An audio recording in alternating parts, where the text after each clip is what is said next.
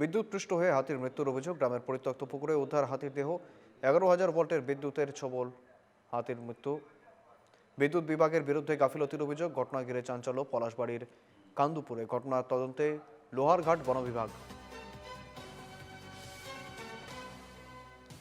বিদ্যুৎপৃষ্ট হয়ে হাতির মৃত্যুর অভিযোগ। গ্রামের পরিত্যক্ত পুকুর থেকে উদ্ধার হাতির দেহ।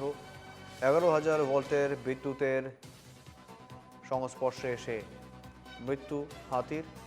বিদ্যুৎ বিভাগের গাফিলতির অভিযোগ।